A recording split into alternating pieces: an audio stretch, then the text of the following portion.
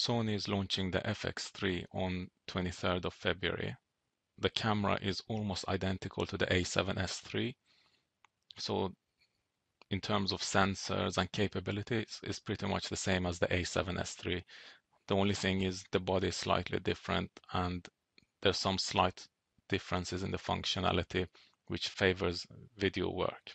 The price of the FX3 will be higher than the A7S III. In euros, it would be 4,500 euros. And I've seen the number 3,800. That's the value without actually including the tax in the price. So once you do add the tax, it will come to around 4,500 euros. In US dollars and pound, it will be around 4,000. So there's some more information about the exact spec of the FX3, and most of it is pretty much the same as the A7S III. So if there's one particular thing you don't know, you should just go and look up what the spec is for the A7S III, and it will probably be the same. So it has the dual CF Express Type A card slots that function as SD card slots as well. So same as the A7S III. And then 4K 120p, but not 8K. 10-bit 422 internal recording, and it supports S-Cineton profile. And the sensor is the same sensor as the A7S III, so it's around 12 megapixels full frame sensor. It doesn't have ND filters. The camera does have a picture mode, so you can take pictures with it the same way you would be able to take pictures with the A7S III.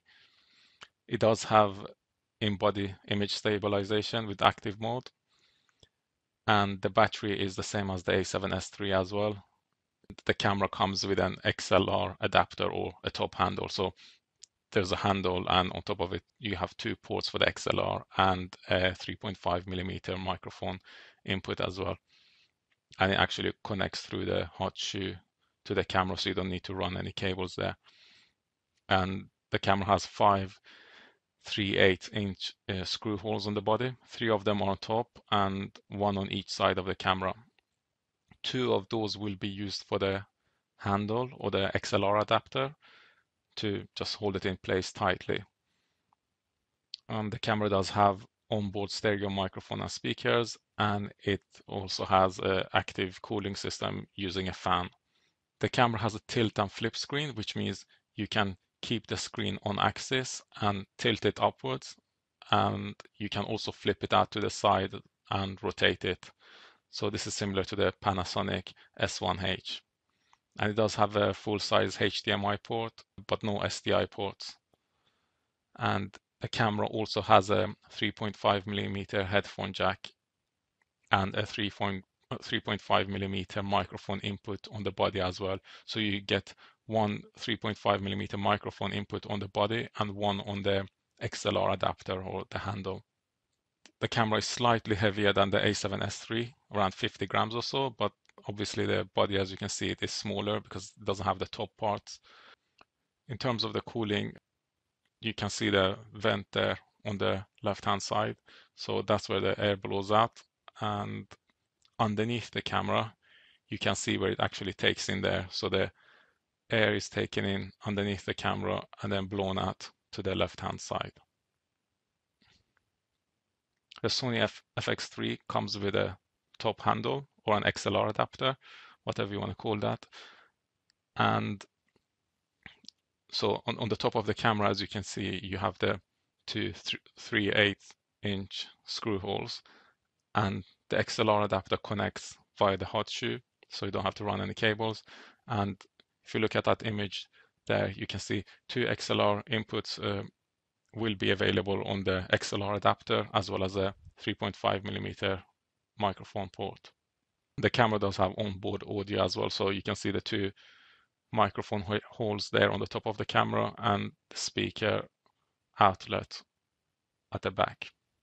The Sony FX3 is pretty much a camera and a rig itself because of all the screw holes they have. So it has 5 of them, but on any other camera you would actually need to put it in a rig.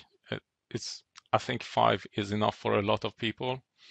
2 of them will be used up for the XLR adapter, but you're left with 3 more holes. So those are the ones that you can use to connect another, I guess, cold shoe if you wanted to, or lights or microphone or whatever else you see fit.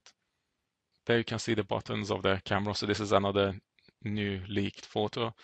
And at the top there, you have the zooming functionality of the camera.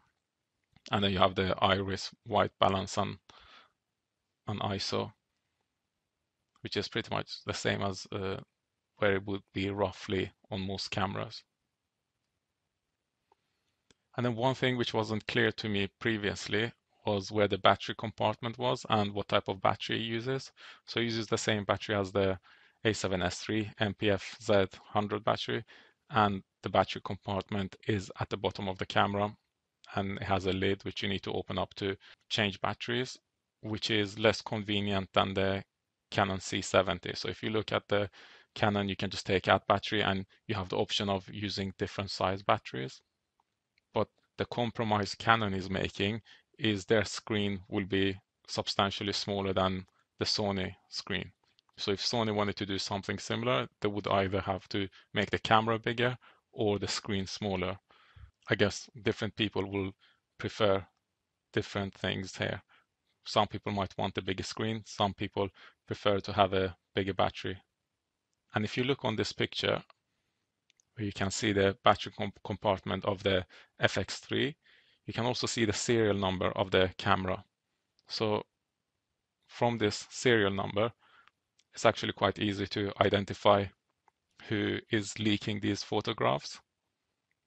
I assume there's a limited number of these cameras that Sony has given out to different people. So just by looking at the serial number, Sony can know who is leaking these photos.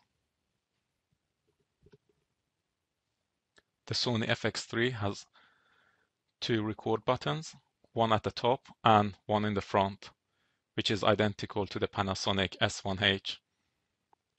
The one on the top, you would typically use it when you're running and gunning and you're holding the camera in your hand. And the one on the front, that's the one that you would probably use if you have it on a tripod or is stationary somewhere.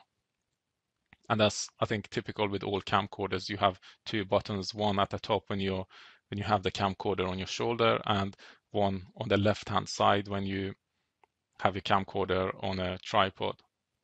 Another thing which is very similar again to the Panasonic S1H is the flip screen. So the flip screen seems to tilt on axis. So you can tilt it upwards and look at the screen without actually having to flip the screen off axis. Cinematographers. So when engineers developed this camera, they had let me flip out the screen, which is also new about this camera. So you can basically tilt and flip out the screen as you need. This has, of course, following benefits. One thing is that you have much more flexibility in how you want to turn the display, and also it gives you the freedom when you hook up your cables. Nice. And that it will not be in the way anymore. And also the people that a few people I think also like to use it like this, where you tilt it up on the axis of the camera. Yeah. Personally, that's something that I like, and I suspect there's other people who like that as well.